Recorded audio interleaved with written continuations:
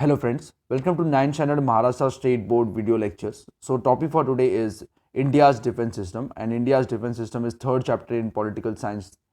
So in Hindi defense system means संरक्षण यंत्रणा.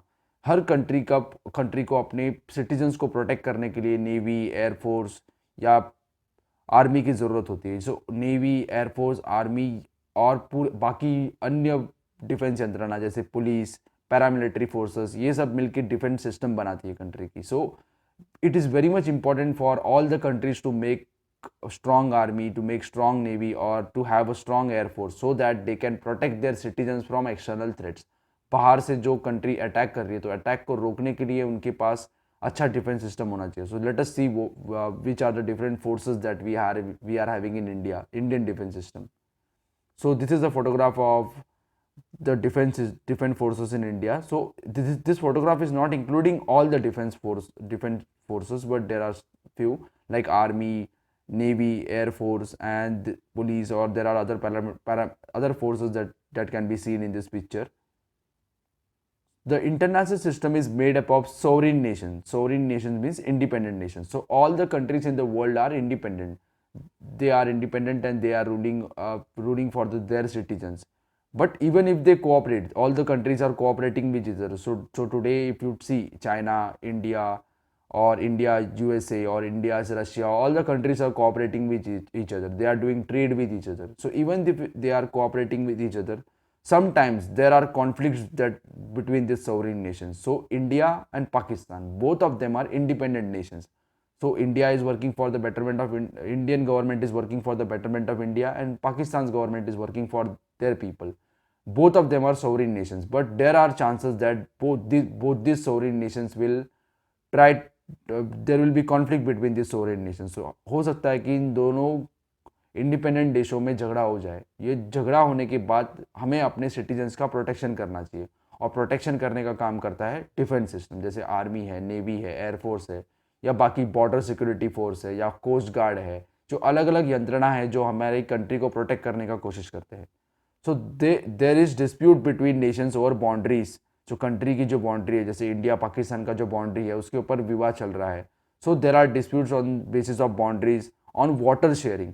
So there are many rivers which are flowing from two countries. If you take example of India and Pakistan, so India और पाकिस्तान का example लेंगे तो Indus River. So Indus River is originating in Tibet.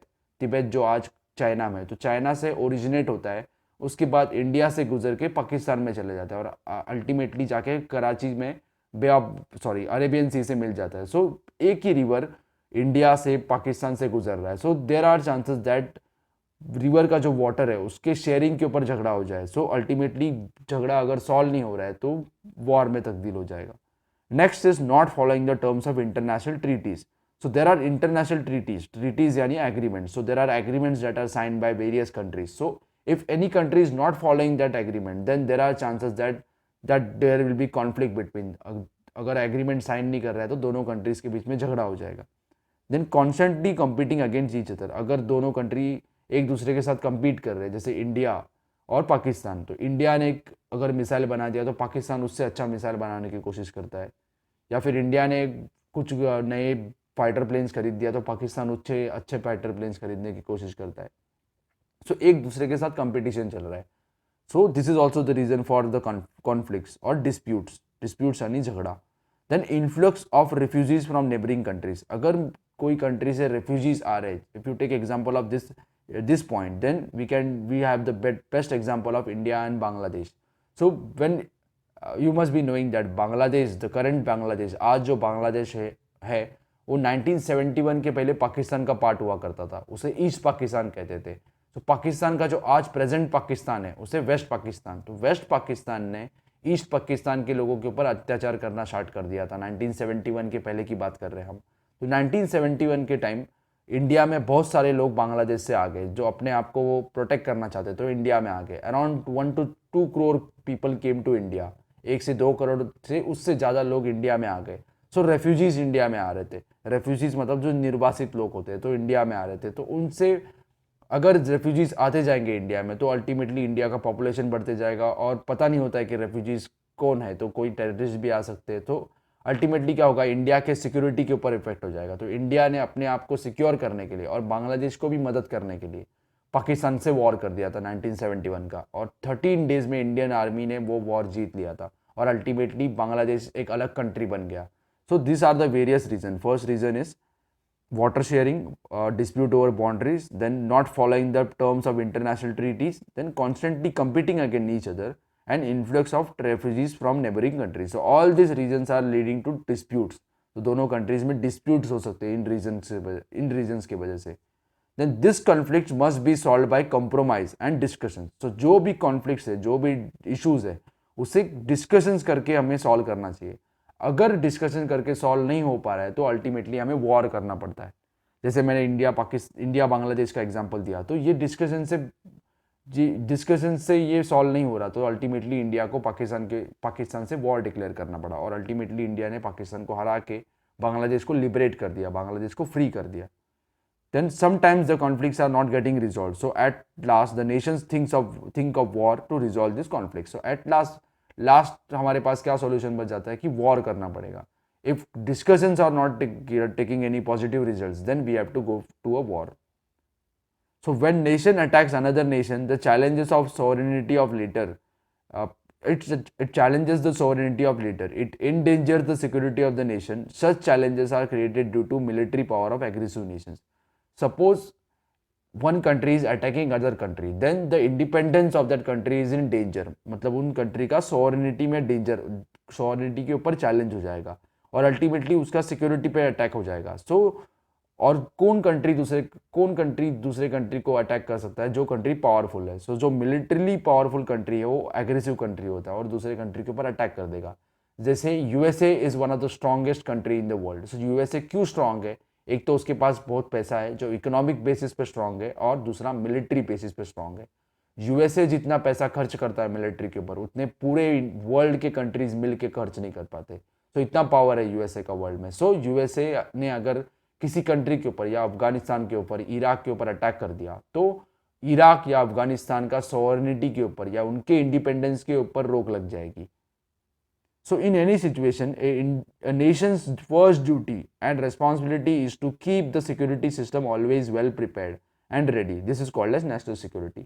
So first duty of the, if anybody is asking you what is the first duty of the government, then first duty of the government is to protect their citizens. So how can this government protect the citizens? The government will not go for war. The government should have well prepared military, well updated the modern equipments, नए नए bomb, नए नए हथियार, सब हथियार होना चाहिए military के पास या नेवी के पास या एयरफोर्स के पास, और सोल्जर्स भी अच्छे ट्रेंड होना चाहिए। सो अगर ये ट्रेंड हो गए तो हम कंट्री को प्रोटेक्ट कर पाएंगे। एक्सटर्नल जो एग्रेशन आएगा, एक्सटर्नल कंट्री ने हमारे पास अटैक कर दिया, हमारे ऊपर अटैक कर दिया, तो हम हमारे कंट्री को प्रोटेक्ट कर पाएंगे। तो ये सिस्टम का वेल प्रिपेयर्ड होना बहुत ज़रूरी है, और that is called as national security. National security means protecting our country from external attack. Then ways to safeguard national security. How can we safeguard national security? The first is national security is closely connected with geography because national security is more likely to be endangered by nations who are geographically closer. So first thing is geography. Geography यानी जो हमारे पास में जो country है उससे हमें ज़्यादा खतरा होता है.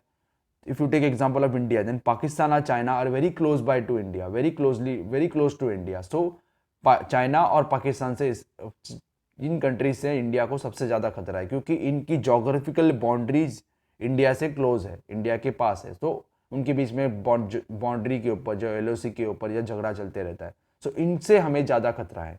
Then the nation must access the threat to the geographical boundaries and source of that threat.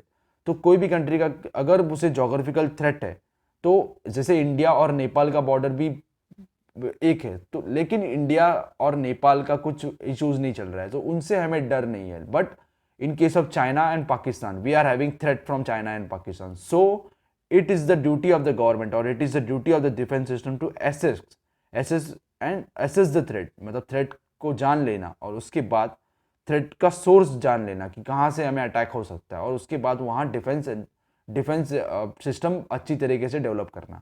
Then in order to keep the country secure, the nation has to increase the military might और military power. अगर हमें country को secure करना है तो हमें military power बढ़ाना पड़ेगा. The nation has to use modern technology to protect the threat, to predict the threat, to build weapon system and modernise and update the defence forces. अगर हमें थ्रेट को प्रेडिक्ट करना है, प्रेडिक्ट मतलब जान लेना है पहले कि कहाँ से अटैक हो सकता है, तो इसे हमें मॉडर्न टेक्नोलॉजी की डेवलप करना पड़ेगा. Then to build weapon system, अच्छे से अच्छा वेपन्स डेवलप करना पड़ेगा. Then modernise the country, modern weapons develop करना पड़ेगा. And then update the defence forces, defence forces को अपडेट रखना पड़ेगा. अपडेट मतलब गन्स अच्छे अच्छे डेवलप होना चाहिए, उनका सिक्योरिटी सिस्टम अच्छा होना चाहिए, इंटेलिजेंस डिपार्टमेंट अच्छा होना चाहिए, जो गुप्तचर विभाग होता है वो अच्छे से डेवलप होना चाहिए. तो ये सब अगर डेवलप होगा तो कंट्री स्ट्रांग बन जाएगा, मिलिट्रीली स्ट्रांग बन जाएगा और कोई भी एक्सटर्नल अटैक को रोक पाएगा. Next is, if we are fighting a war against any country, the internal peace of the country is also coming in danger. अगर कोई कंट्री के साथ हम वॉर कर रहे हैं तो इंटरनली अंदर ही कंट्री के भी पीस डेंजर में आ जाएगा, पूरे कंट्री में अफरा तफरी मची रहेगी क्योंकि वॉर चल रहा है. So many nations try to take help of other countries and manage the threat of national security. तो कोई भी कंट्री दूसरे पावरफुल कंट्रीज की मदद ले लेता है और अपने नेशनल सिक्योरिटी को प्रोटेक्ट करने की कोशिश करता है. Suppose we take example of Pakistan. So suppose if India is challenging Pakistan, then Pakistan is going to China because China and Pakistan are friends.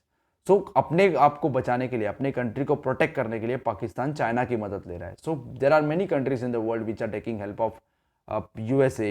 Like you take example of South Korea and Japan. So South Korea and Japan, these are very good friends of USA. And also you must be knowing that Japan is not having their own military, so Japan को help करता है USA. So all the countries are trying to protect themselves. Then they also take help of other countries in the world, which are most powerful countries like USA, Russia, China, etc.